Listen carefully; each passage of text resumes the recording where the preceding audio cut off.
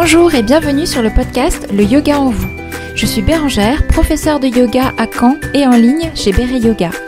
Ici, je vous propose des réflexions et des conseils pratiques pour intégrer le yoga à votre vie quotidienne, mieux comprendre ses bienfaits et vous reconnecter à vous-même avec bienveillance. Bonne écoute! Bienvenue dans le mini yoga en vous et plus précisément dans une nouvelle série que j'ai appelée le yoga en moi. Mais avant de commencer l'épisode, j'ai une petite invitation pour toi. Du 23 au 29 juin, je te propose un challenge par Zoom, yoga du matin, corps et esprit. Donc l'idée c'est de se retrouver chaque matin pour 20 minutes de yoga doux, accessible, ressourçant. Et chaque jour aussi, tu auras un petit défi bien-être à faire dans la journée pour prolonger l'effet du tapis. C'est ouvert à tous les niveaux, à petit prix et parfait si tu veux prendre un peu soin de toi avant l'été. Il y aura même un groupe WhatsApp si tu as envie de partager, poser des questions ou simplement te sentir soutenu. Tu peux t'inscrire dès maintenant via le lien dans la description de l'épisode. J'espère vraiment t'y retrouver, ça sera vraiment un bon moment à vivre ensemble. Cette série du yoga en moi, c'est une parenthèse intime que tu vas retrouver de temps en temps dans ce format court et dans laquelle je te partage mon propre chemin de yoga. Parce que parfois, entendre le parcours de quelqu'un d'autre, ça peut aider à éclairer le sien. Aujourd'hui, j'ai envie de te parler de ce que j'aurais aimé savoir avant de commencer le yoga. Des petits trucs qui auraient rendu mon chemin plus doux, plus clair et peut-être qu'ils te parleront aussi. En tout cas, n'hésite pas à me le dire. Alors, j'ai envie de commencer en te parlant de la respiration physiologique. J'ai longtemps pratiqué sans vraiment savoir comment bien respirer. Je pratiquais surtout la respiration abdominale. Et en fait, c'est seulement grâce à mes formateurs, Kat et Serge, donc je vous mettrai aussi le lien de leur site en description, c'est grâce à eux que j'ai découvert la respiration physiologique, celle où on n'a pas le ventre qui gonfle à l'inspiration, parce que ça, c'est pas physiologique, mais où on laisse les côtes s'ouvrir à l'inspiration. Ça a vraiment changé ma pratique, changé mon enseignement, changé ma façon de voir la respiration, même dans la vie de tous les jours. Voilà, c'est un apport pour moi énorme que j'essaie de partager du coup le plus possible aujourd'hui. Ensuite, je savais que le yoga, ce n'était pas juste du sport. Et bien pourtant, au début, je voyais que la partie physique. Parfois même la partie assez challengeante. Je vous ai dit dans un précédent épisode que au début, j'avais vraiment envie de me challenger, de me prouver des choses en yoga, de prouver que je pouvais faire des postures sur la tête. En tout cas, j'y arrivais pas dès le début parce que c'est quand même pas évident. Mais en tout cas, j'avais envie d'aller vers ça.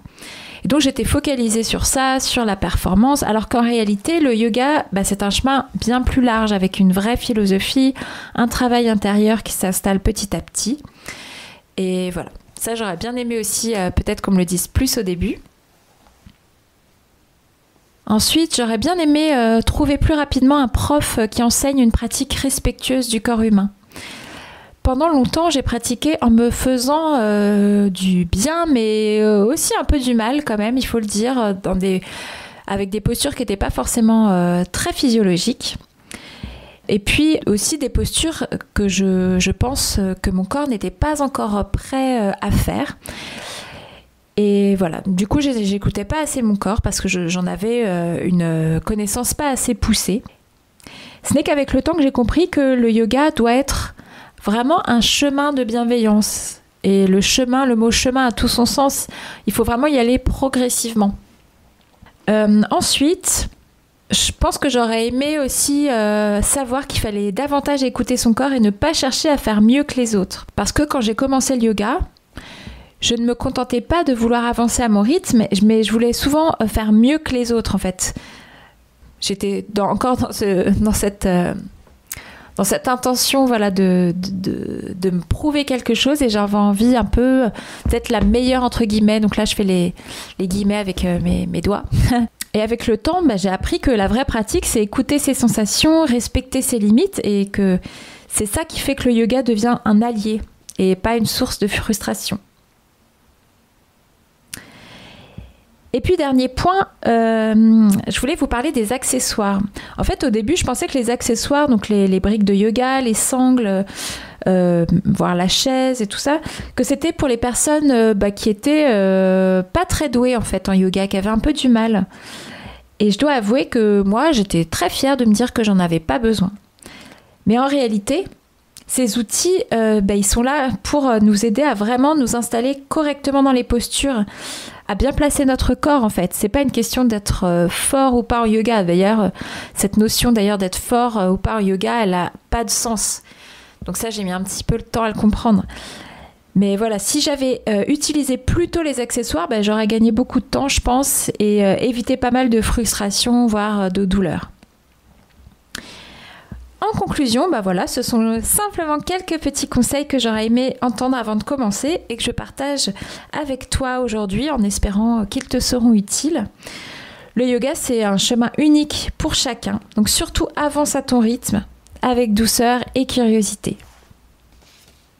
Merci beaucoup d'avoir écouté cet épisode. S'il t'a plu, je serais vraiment ravie que tu me le dises. Par exemple, sur Instagram, à Béré Yoga. Ou encore mieux, si tu pouvais mettre un avis et une note 5 étoiles sur Apple Podcasts et Spotify, ça m'aiderait énormément à faire connaître le podcast. Et avant de te quitter, un petit rappel. Si tu veux te joindre à moi du 23 au 29 juin pour le challenge Yoga du matin, corps et esprit, je serais ravie de t'y retrouver. C'est ouvert à tous les niveaux, comme je te le disais, et à petit prix pour que tu puisses te faire du bien dès le matin. Tu peux t'inscrire dès maintenant via le lien dans la description de l'épisode. J'espère vraiment t'y retrouver pour cette belle aventure. À très vite.